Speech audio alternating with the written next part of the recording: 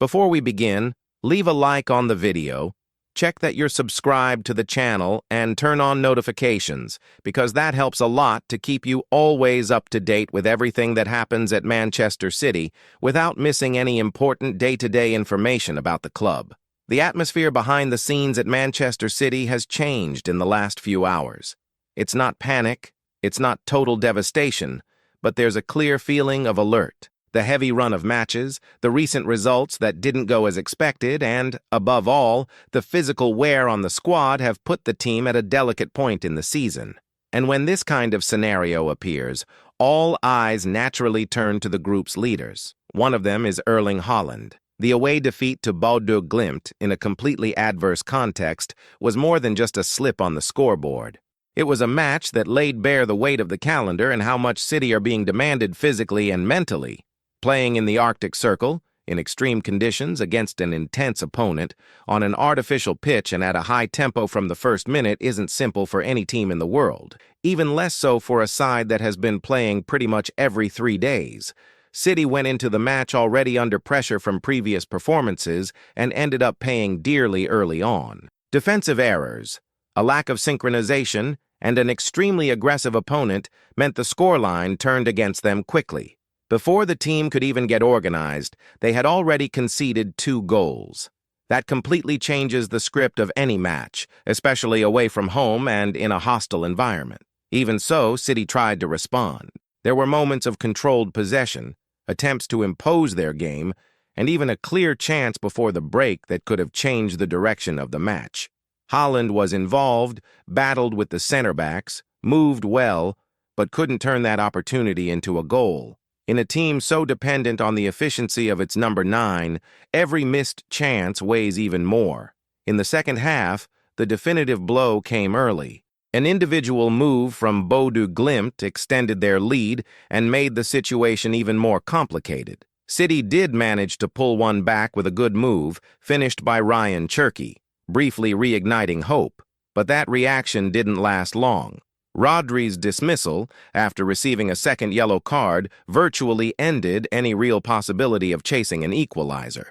At the final whistle, the feeling was one of general frustration. Dejected players, a thoughtful coaching staff and supporters questioning how far the squad can sustain this rhythm. It was in this context that Erling Haaland decided to speak, and he was direct. No messing about, no long speeches.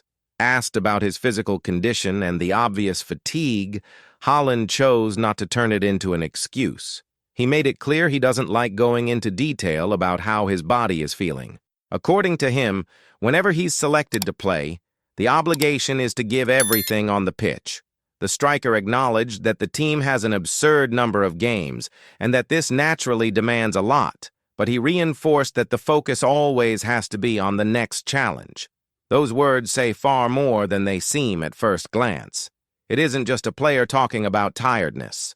It's the team's main attacking name taking responsibility, placing himself under the same level of scrutiny as the rest of the squad and showing a group mentality. He also apologized to the supporters, a gesture that was well received, but which also highlights the weight he carries. The truth is that Haaland has become a symbol of this intense period for City. He plays almost all the time, faces physical defenses, gets double and triple marked, and still he's expected to decide matches in any context. When the team wins, he's praised. When they lose, the pressure increases even more. And all of this happens in the middle of a season that seems to give no respite. For Pep Guardiola, the situation demands difficult decisions. Rotating the squad can protect players, but it can also cost crucial points. Keeping the main players on the pitch all the time increases the chances of immediate victories, but raises the risk of injuries and a drop in performance. There's no perfect answer. Every choice brings a different risk. Looking at the calendar, there isn't much room for rest. The next Premier League fixture is already on the horizon, followed by another tough Champions League clash. Every match carries a direct impact on the season's objectives. And within this scenario, physical recovery becomes just as crucial as any tactical adjustment or selection choice. City's internal message, by all indications, is one of resilience. There's no time to dwell on defeats for long.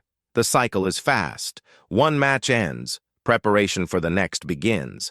The team knows it needs to get through this difficult period united, sustaining results even when performances aren't perfect. Haaland represents that mentality well. Without dramatizing, without creating controversy, he made it clear the focus is to keep moving forward, recover the body, clear the head, and be ready for the next challenge. That's how City intend to get through this turbulent phase of the season. And this isn't the only situation requiring attention behind the scenes at the club.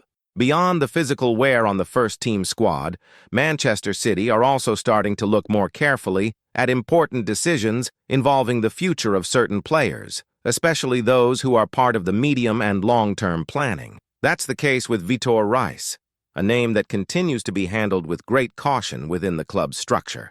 While the first team deals with injuries and constant adjustments at the back, the young Brazilian is following everything closely, even though he is playing away from Manchester at the moment. Vitor Rice's situation fits perfectly with this moment of reflection that Manchester City are going through. While the first team feels the weight of the season, the club has to balance urgency with planning, and few cases represent that equation, as well as the young Brazilian defender. When City decided to invest heavily in signing Vitor Rice, the idea was never immediacy. It wasn't about bringing in a young player to solve short-term problems in a specific season, but rather about betting on someone seen internally as a structural piece for the future of the defense. From the start, the message was clear: gradual development, no skipping steps, respecting the time needed to adapt to European football and to the demands of Pep Guardiola's model of play. That's why the decision to send him to Girona made so much sense. Within the City football group, the Spanish club offers a competitive environment with playing ideas similar to City's, but with less media pressure and more room to make mistakes, learn, and evolve. For a young center-back, that's gold. Playing regularly, facing different attackers, living through varied match contexts, and gaining tactical reading are experiences you don't learn only by training. Even from a distance, City follow every step. Constant reports, performance analysis, frequent conversations. Nothing goes unnoticed. And despite the defensive difficulties the first team faced at certain moments of the season, there has never been a real sense of urgency to bring him back earlier than planned. The club understand that rushing steps can be costly in the long term. Vitor Rice himself shows maturity when talking about it. Far from showing anxiety or frustration, he seems comfortable with the process. He acknowledges City have experienced center-backs, understands Pep trusts the names he has available, and at the same time, values the space he is being given to play and grow. That stance counts strongly in his favor internally. When asked about the future, his line is always measured. He knows that at the end of the season, conversations will happen. Agents, family, club. Everything will be put on the table. Returning immediately to Manchester City is a possibility, but not an obligation. If the scenario suggests that another season of regular football would be better for his development, he doesn't close any doors. That kind of mentality is exactly what City look for in young talents. It's not only about technical quality, but about decision-making, patience, and an understanding of one's own career stage.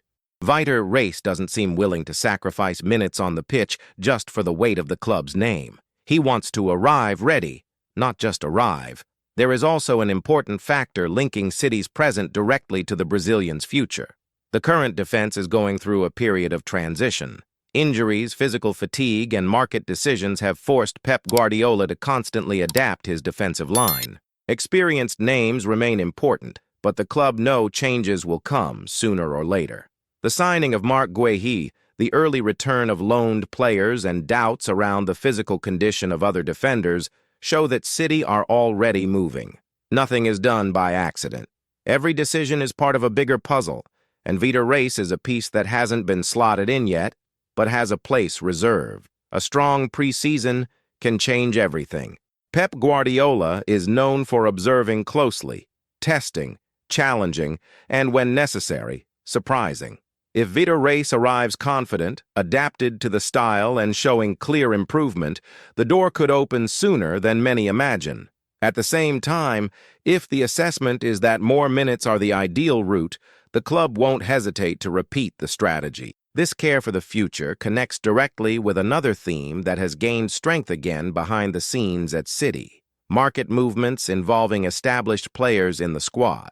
And here comes a name that needs no introduction and carries enormous weight in the club's recent history. Bernardo Silva, once again, finds himself at the center of rumors pointing to Barcelona.